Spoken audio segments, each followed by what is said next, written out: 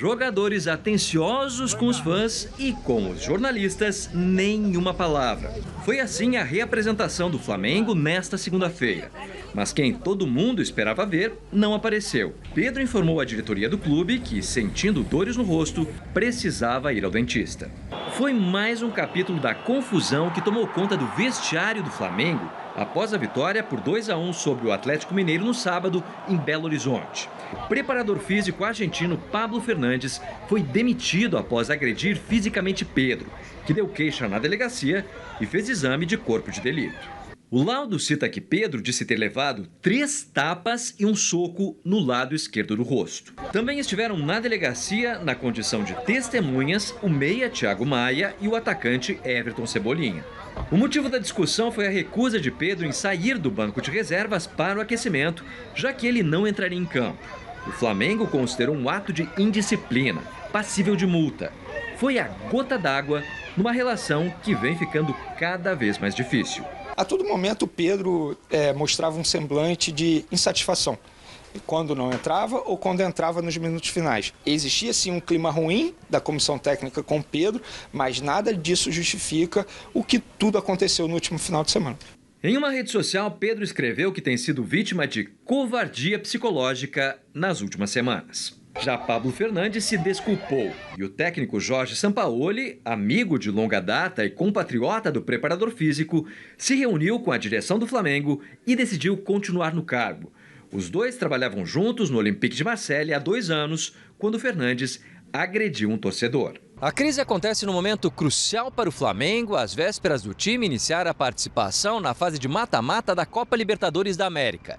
O rubro-negro enfrenta o Olímpia do Paraguai nesta quinta-feira, no jogo de ida das oitavas de final aqui no Maracanã. E a presença de Pedro é incerta. O Pedro faz falta pra gente, esse cara aí rachou, hein? Eu acho que ele tem que jogar. E também tá estressado também, né? Quase não tá jogando. Pedro tem contrato com o Flamengo até o fim de 2027. A multa para quem quiser tirá-lo do clube ultrapassa os 300 milhões de reais.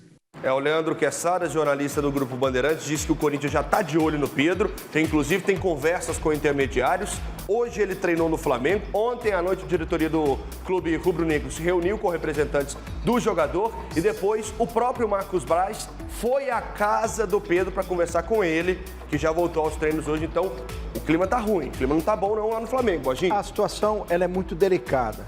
A palavra-chave agora é sabedoria para tentar convencer o Pedro a dar continuidade no seu contrato. Saber passar por esse momento de adversidade.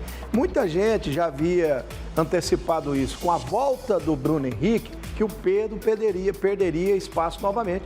E isso aconteceu. Sim. Nós falamos sobre isso aqui. O jogador ele tem que manter o profissionalismo, indifere se ele é titular ou está momentaneamente na reserva. O Pedro é um cara diferenciado pelas informações que a gente tem, é um cara religioso, um baita de um profissional. Esse episódio jamais deveria ter acontecido, mas como aconteceu, Arthur, e o cara já foi mandado embora, foi tremendamente irresponsável, já deve ter voltado até para a Argentina, o Pedro tem que dar continuidade no seu trabalho. Acho difícil a negociação com o Corinthians. Você se lembra que o Pedro recusou uma proposta de 5 milhões por mês? É verdade. E ele não pode jogar o Brasileirão pelo Corinthians. Mas é uma sementinha que o Corinthians planta para quem sabe ao final da temporada colher, né? Porque é uma transação difícil, né? Complicado. Um jogador caro, Sim. É um jogador que ganha muito, a multa rescisória lá em cima. O Pedro é um baita de um atacante, né, Arthur? Sim. Jogaria hoje em todos os times da Série A. Você concorda comigo? Concordo. Aí, por opção do Sampaoli, ele está momentaneamente na reserva. Aí o cara pensa assim, poxa, disputei Copa do Mundo. Poucos meses depois vou ficar na reserva de novo. Vou ter que reconquistar o meu espaço. Aí é difícil o cara mentalmente aceitar tudo isso.